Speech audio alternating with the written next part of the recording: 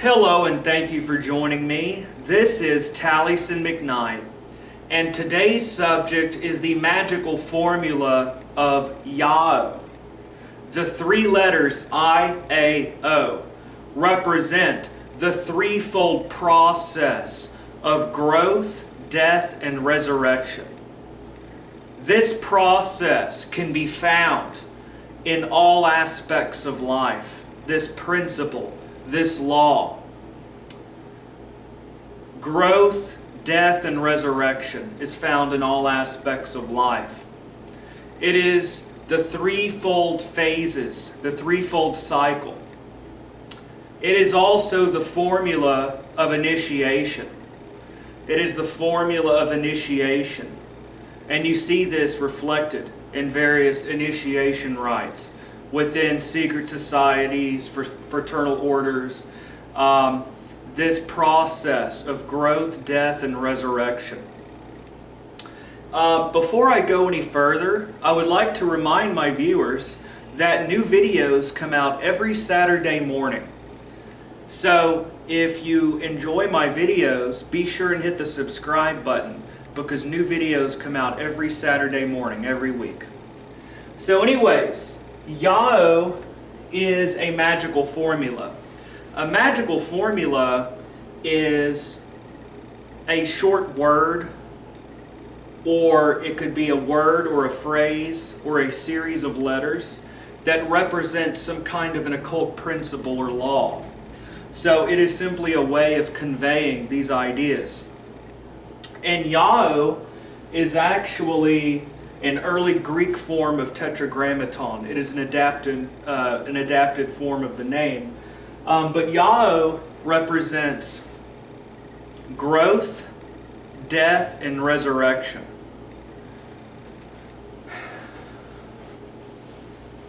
So, these three phases are found in all aspects of life. The first phase is Isis. The letter I stands for Isis, the Egyptian goddess Isis. This represents growth. This is the first phase. It is the natural state. Isis, the goddess Isis, again represents nature. It represents fertility, growth. This is the first stage. So, putting this into the context of daily life, let's say you begin a meditation practice. In the beginning, you find it enjoyable, interesting. Or let's say a period of study. Let's say you want to learn a foreign language, whatever the case may be. In the beginning, it is enjoyable, you're enjoying the process. This is the positive initial stage. Now, at some point, we experience the next phase. A is Apophis. Apophis represents death and destruction. Now, this is the second stage that we usually have.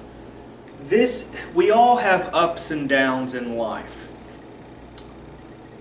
And this is a general principle that applies in all areas of life.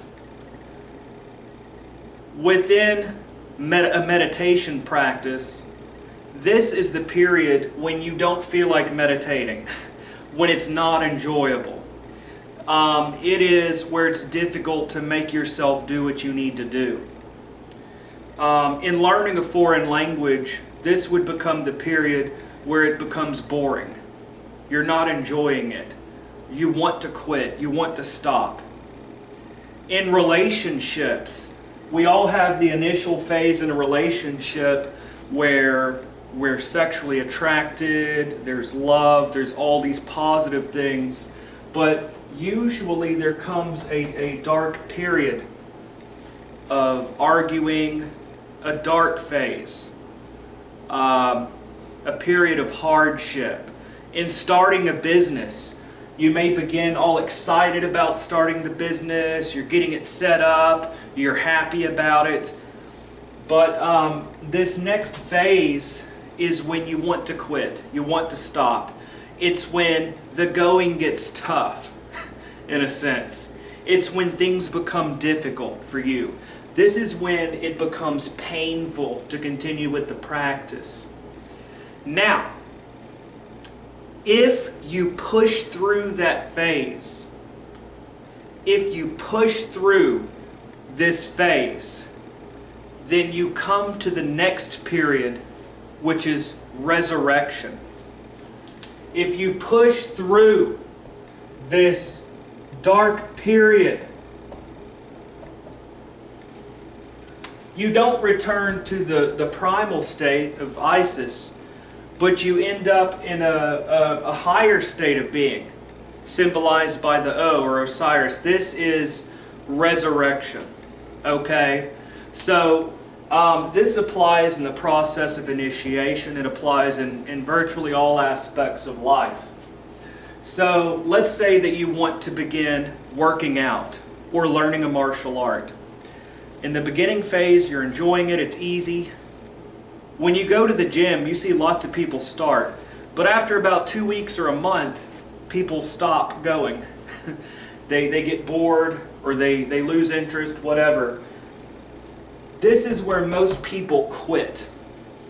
If you push through this dark period, then you go into the higher level of Osiris. It is resurrection. Okay? So within alchemy, you always begin with the first matter, which is the substance within its primal, natural state. After undergoing a series of processes, it eventually gets to the black dragon, which represents death and destruction. Once going through this, you finally get the Philosopher's Stone.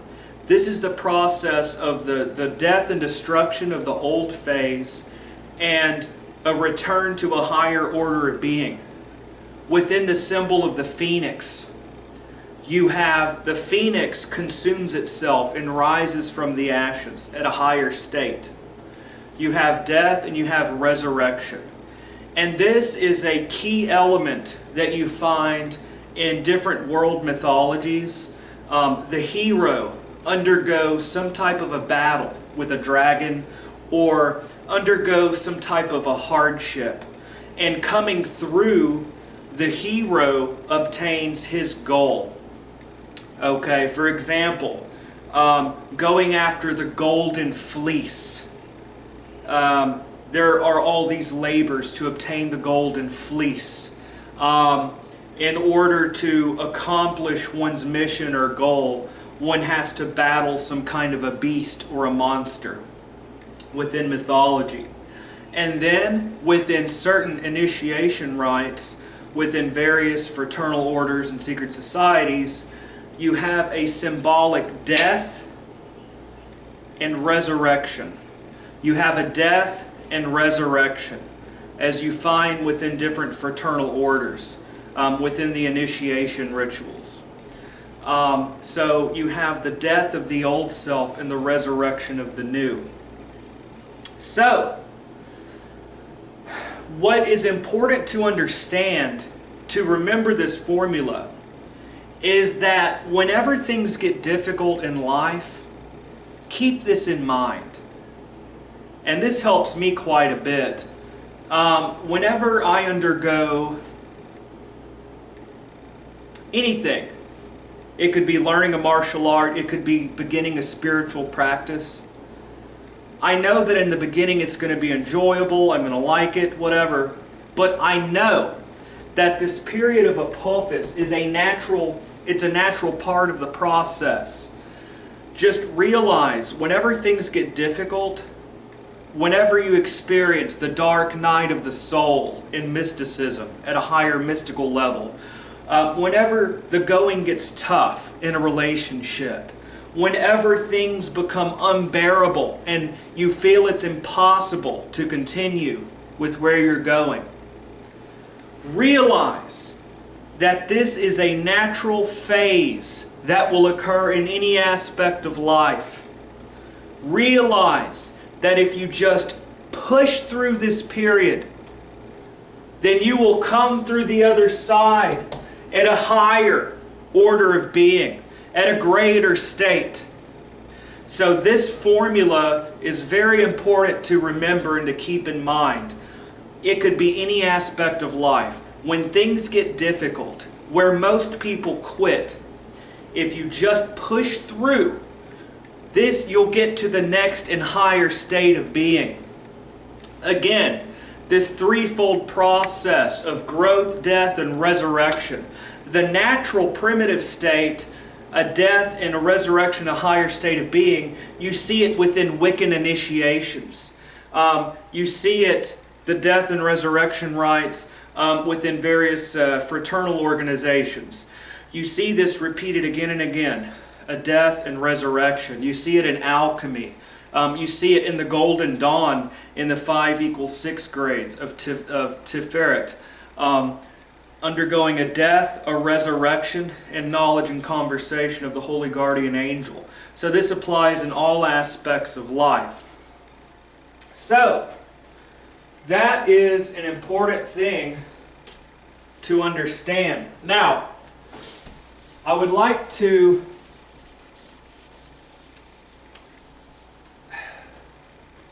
again, you see this in various mythologies when the hero figure has to battle a monster, has to battle a dragon, has to overcome some kind of impossible task. And once overcoming this barrier, there is the accomplishment of the great work. There is the accomplishment of what he or she is trying to accomplish. So, for example, Jason and the Argonauts go through all their different trials in order to obtain their prized possession. Any kind of a mythological hero figure. And you also see it reflected within the death and resurrection myths of various deities. So there's that. And again, it's found in alchemy as well. Now, so this is important. I would like to talk about this dark phase. So if you keep this in mind and you realize whenever something gets tough, whenever you enter this harsh period, don't give up, don't quit. Realize this is a normal part of the cycle. If you just push through, then you'll end up at a higher order of being. So in a spiritual practice, when you don't feel like doing it, when it becomes difficult, whatever the case may be, if you just keep doing it anyway, you'll come ahead in a higher order of being. And this is also applied to INRI, which is a very similar formula, conveying a very similar idea. I is the letter Yud is Virgo. It represents growth, the natural state of being, nature. Nun is Scorpio and assigned to death, the death card. So this is the period of death. R is the letter Resh, which is the sun. So INRI, and it recycles. Notice in INRI it returns to the eye of Virgo. So it shows that this is an ever recurrent cycle. Okay? Now, if there is just a cycle like this, then it means that the end is in its beginning. However, with a spiral, yes, you return to the same phase, but at a deeper level. Okay? Or the opposite, at a more expanded level. Okay? So this is part of a natural cycle. Just like you have the passage of the seasons. Just like you have alternations of day and night. This is a natural phase. Now, going through this dark period, when you have to battle your monster or beast, so to speak, this requires the development of willpower. Willpower is the key. Now,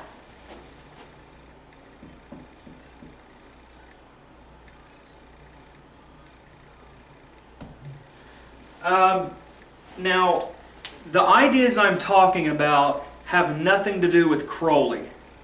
So, of course, he mentions this law. He mentions the magical formula of IAO in Liber Abba, or Book 4. And he adapts it by adding a vav at the beginning of it and the end. And he adapts the formula to what he considers the ion of Horus, with a gematria value of 93. This is not what I'm talking about. And my concept of will has nothing to do with Crowley. This is a different concept. But anyways, how do you define will? Will. What is will? And how does it apply to overcoming this dark phase? What is will? Will is the weapon, in a symbolic sense, to overcome the dragon or to overcome the beast. This is what you use to overcome this dark period. What is will? We hear about will in magic all the time. It's important to have will. What is will?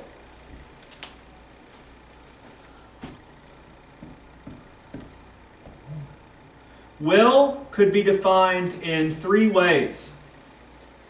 First of all, will is volition. It is a want.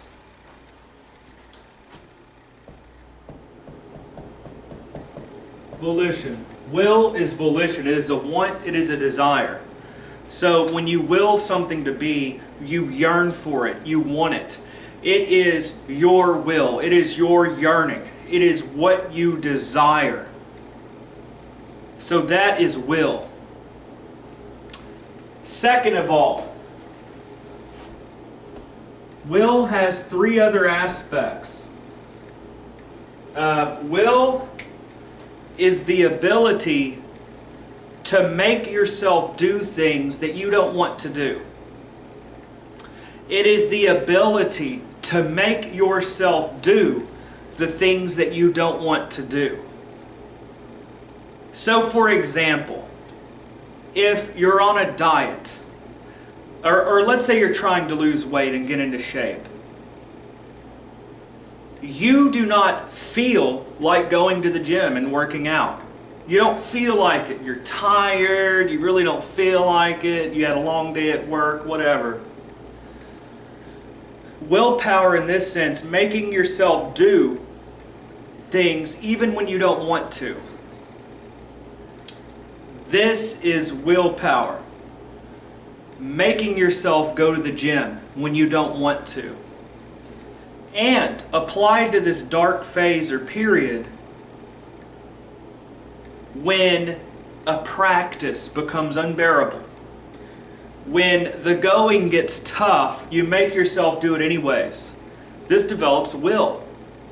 So it is to make yourself do the things you don't want to do. Let's see.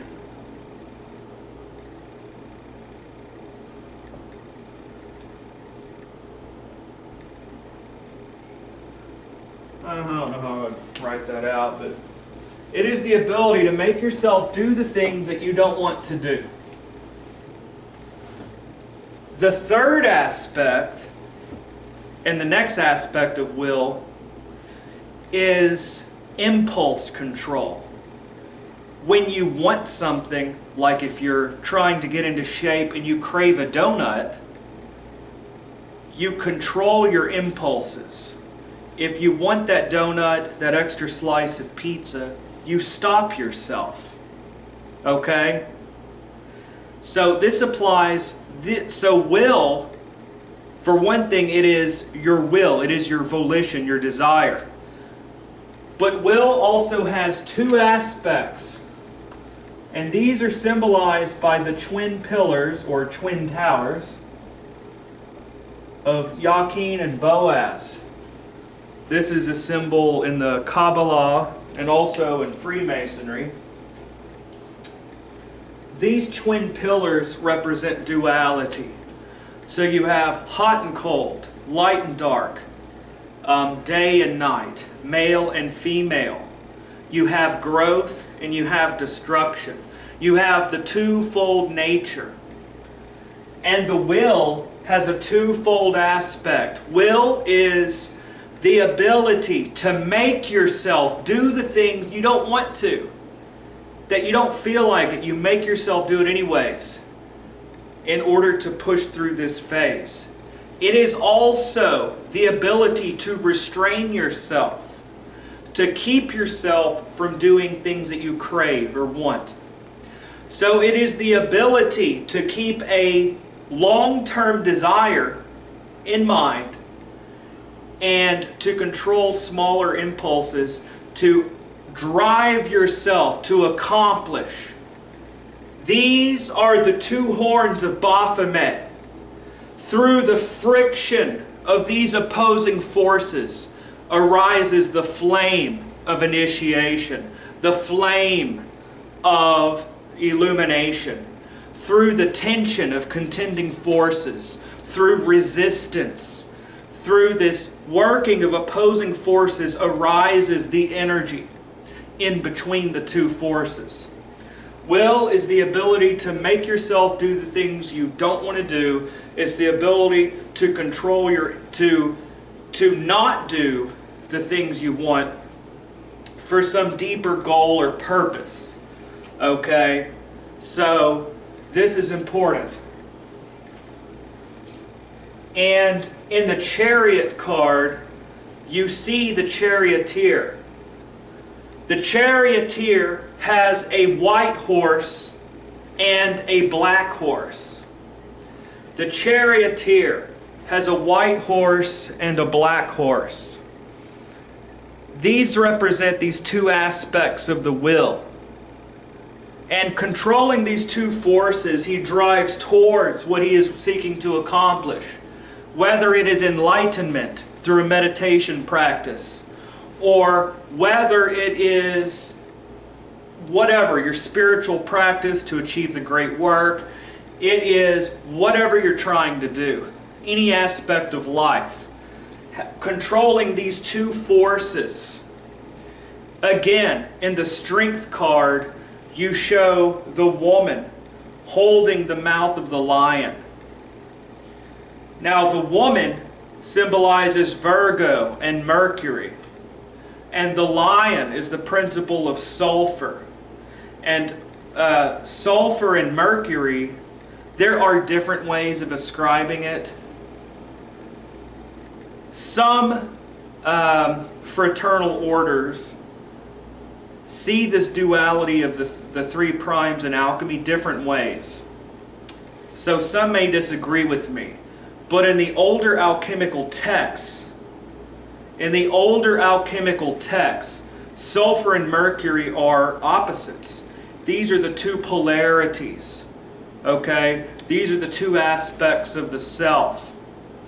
So this is important to understand. These are the twin pillars. And between the two pillars, you undergo a death and a resurrection as you go through the threefold process. The threefold process. Okay? You go through this threefold process, the 3 steps. And the pentagram. There are different ways to interpret the pentagram. This symbol could be interpreted in so many different ways. Of course, the most often heard meaning is that you have the 4 elements. You have earth, air, fire, water, and the 5th element of spirit. There are so many different ways to look at the pentagram symbol. But one of the more important interpretations is that it represents the top or 5th point of the pentagram represents will. The 4 elements are under dominion of the will. It is self-dominion, self-conquest. And this in itself is a form of death, and resurrection. Self-mastery, self-change. And remember that any form of change is a death. Any type of a change or transformation is a death of the old condition. Any type of a change is a death and a resurrection. So, change is life, and the sign of life, it is movement. Any type of a change goes through this process. So, again, IAO represents the threefold process. And going through this process, getting through this dark period, battling the dragon, so to speak, requires will. It requires knowing what you want and self-mastery, making yourself do things even when it's tough, and not doing the things that would sabotage whatever you're working towards. And again, this could be applied to mystical, spiritual things, and to material things. This is a threefold process. And of course, it goes without saying, this does not mean that if it's really not working out, to just keep going anyways. Sometimes you should quit. Sometimes you should stop what you're doing because it's not working. Okay? But that's different than it just being an internal thing. It's become difficult. So that is an important thing to remember. And this is something that has helped me out quite a bit in my life. Whenever I'm doing something and I just don't feel like doing it anymore, it loses its meaning to me. When it becomes difficult, I realize, I just tell myself, IAO. And I remember, oh yes, this is just part of a process. If I just push through this, then I'll get to this higher state of being. This difficult phase is a sign of progress. That's an important thing to understand. When the going gets tough, that's a sign of progress. It means that you're pushing through this stage, and once you push through, you come into the higher order of being. And this is the basic process of growth, death, and resurrection at a higher state of being. So, there are many different ways to look at this, and there are many different interpretations. So this is just one. And there are many other ways to look at this. I don't think that there's necessarily any rigid right or right answer here, but this is one way to perceive it. So that is today's lesson. If you enjoy my videos, please show your support by hitting the like button and sharing my video. It may seem like a small thing, but it actually helps me out quite a bit to just hit the like button and to share. I really appreciate it. So once again, new videos come out every Saturday morning. Thank you for joining me, everyone.